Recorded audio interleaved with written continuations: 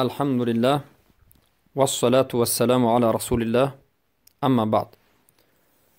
برادر سوال نمودند که فرق بین فرض و واجب چیست؟ به ترک فرض نماز باطل می شود، به ترک واجب باطل نمی شود. دلیل واجب از کجاست؟ یک روشنی می انداختید. بارک الله فیکم. البته در مسئله فرق بین فرض و واجب مذهب جمهور علما با مذهب ابو حنیفه رحمه الله خلاف کردند. مذهب ابو حنیفه یعنی در این مسئله دو قول است. مذهب ابو حنیفه رحمه الله میگویند که فرض و واجب از همدیگر فرق دارد. فرقش را میگویند که فرض به دلیل قطعی ثابت شده است، واجب به دلیل ظنی ثابت شده است، یا دلیلش ثابتیش مثل ثابتیه که فرض را ثابت کرده است نیست. یعنی از نظر فهم، نه از نظر سند. از نظر سند هر دوشم صحیح است، لیکن از نظر فهم و حجت و واضحیتش. اما جمهور علما به مانند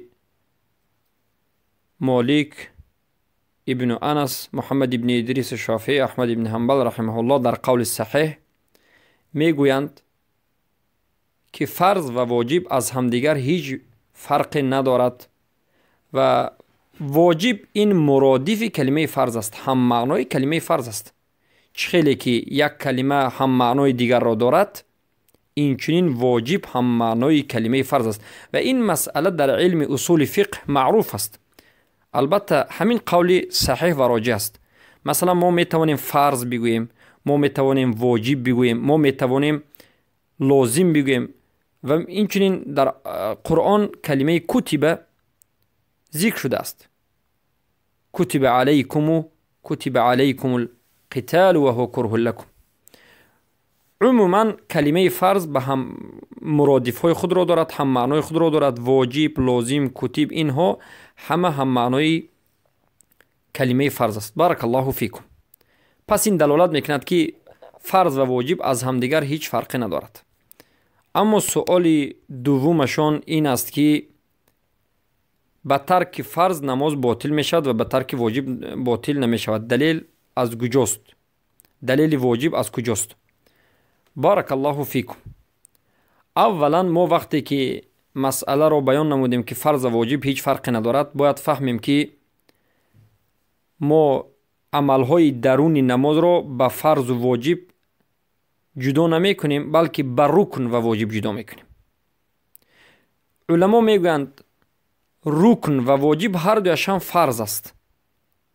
رکن و واجب هر دویشان فرض است، اما یک فرض از فرض دیگر با سخت‌تر است. رکن چیست؟ رکن خودی همون چیز است. خیلی که ما چندی بار بیان کردیم، رکن انسان قلب انسان است که اگر قلب رو گرفت انسان نابود می شود. رکن یک چیز اساسی همون چیز است، خودی همون چیز است که وقتی که هم رکن رو گرفته همون چیز نابود می شود.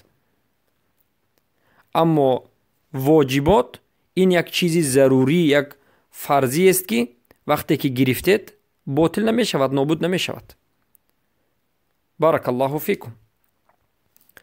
پس فرض نماز میگیم رکن نماز و واجبات نماز از کجا گرفته شده است؟ دلیل از کجاست؟ دلیل از سنت صحیح رسول اکرم صلی الله علیه و سلم است که رسول اکرم صلی الله علیه و سلم حدیث مسیء الصلاة، حدیثی نمازش رو بعد میخونده معروف است. این حدیث مسیء الصلاة، یک نفر طهارت میکند و به نزد رسول اکرم صلی الله علیه و سلم به مسجد داخل میشود، نماز میخواند. رسول الله میگند صلی فانک ما تصلی، نمازش رو گشته خوان چرا که تو نماز نخوندی. این حدیث صحیح است، در کتاب‌های صحیح، در سنن، مسند و غیر آمده است و همین حالت دو مرتبه تکرار میشود، سوم مرتبه هم تکرار میشود و بعد از این به رسول الله این مرد میگوید، یعنی 3 بار نماز میخواند در حالتی که رسول الله میگن که نمازت رو گشته خون، نماز نخوندی.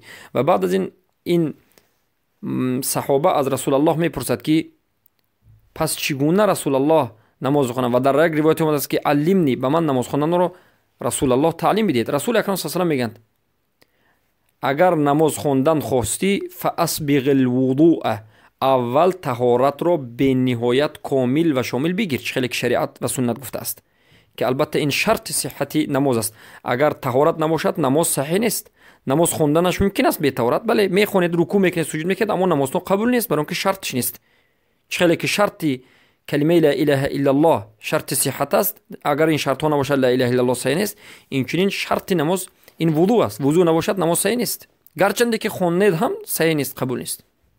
و بعد از این گفتند، بعد از این کبر، بعد از این الله اکبر بگو.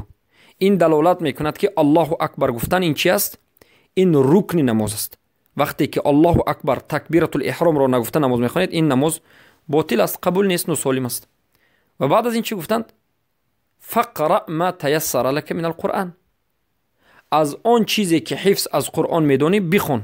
و در حدیث های دیگر آمده است که این عمومات را خصوص میکند که پیامبر صلی الله علیه و آله میگند من لم یقرأ بفاتحه الكتاب فصلاته خداج. هر کسی که در نمازش فاتحه الکتاب ام الکتاب سوره فاتحه را نخواند، نمازش خداج است و غیر تامه، پره و کامل نیست. این دلالت میکند که عموم این حدیث به دیگر حدیث متفق علیه بخاری مسلم روایت میکنند از ابو هریره خصوص کرده می شود و رکن نماز خواندن سوره فاتحه است. خواندن سوره فاتحه. اما پیش از فاتحه دعایی که هست معروف است که این سنت شد. و اعوذ بالله من الشیطان الرجیم بسم الله الرحمن الرحیم معروف است که رکن نشد یا واجبات نشد. چرا که در این حدیث پیامبر ذکر نکردند. پیامبر به همین مرد فقط از همه مهمترین چیزهای رکن تعلیم دادند. رکن را تعلیم دادند، نه سنت، نه مستحب و نه واجب، رکن که به همین صلات صحیح است، اما ترکش صلات باطل میشد. بعد از این گفتند ثم ارکع، بعد از این که قرائت کردی از چیزی که میدونستی بعد از این رکوع کن. این دلالت میکرد که رکوع این چی است؟ رکن است که وقتی که انسان ترک میکند، فراموش کرده باشد هم یا قصدن کرده باشد هم، نمازش باطل است. البته انسانی که عذر دارد، معروف است که انسان عذر دارد، در حدیث بخاری و مسلم آمده است که انسانی که عذر دارد جایز است که به حالت قدر استطاعتش نماز خواند. و بعد از این گفتن ثم ارفع رأسك من الرکوع، بعد از این سرت رو از رکوع بردار تا که راست شوی. پس این دلالت میکرد که راست شدن هم این رکن است. راست شدن، انسانی که از رکوع راست نمیشود و قط میورد نماز باطل میشد. بعد از این سجده کن، گفتند دلالت میکرد که سجده هم رکوع است. و بعد از این بعد از سجده اطمینان کن، اطمینان هم رکوع، این چی است؟ رکن است. این همه در حدیث آمده رکن است. تشهد الاولی رکن است. این حدیث دلالت میکرد که رکن ها ذکر شده است. و در حدیث های دیگر آمده است که رسول الله صلی الله علیه و آله بیان کرده اند باقی مانده اش واجب است، به مانند ضم سوره کردن، به سوره فاتحه ضم کردن، به مانند ذکر کردن که رسول اکرم صلی الله علیه و آله در حدیث های دیگر دلالت چی میکنند؟ بیان میکنند. و فرق رکن و واجب چیست؟ کسی که رکن رو قصدن یا که نفهمیده فراموش کرده ترک میکند، نمازش باطل است، باید گشته خواند. اما کسی که واجب رو ترک میکند، نمازش سجده سهو میکند. سجده سهو میکند. اگر سجده سهو هم نکرده باشد و نفهمیده باشد، نمازش انشاءالله نماز است. بارک الله فیکم. پس این بود مسئله. اما علما میگند یک نقطه تنبیه میدهیم که وقتی که ابو حنیفه فرق فرض و واجب رو بیان کردن، جمهور علما گفتن که هیچ فرقی نیست، هر دو یک چیز است. این رو میگن این اختلاف لفظی است، بلکه از نظر عملی وقتی که میبینیم هم مذهب ابو حنیفه و رحمه الله و هم دیگر از مذاهب رحمت الله علیهم اجمعین، همه اشون میگن که ترک عمل بد است و گناه میگیرد. هم در فرض و هم در واجب ترکش همه اش گناهگار میشود.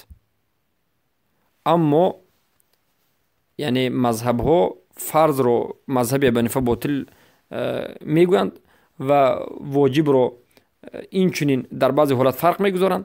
یعنی ببینید باز فرق لفظی هست، در لفظ فقط فرق میکنند، خصوصا در مسائل نماز فرق لفظی است. بارک الله فیکم. و این بود مسئله.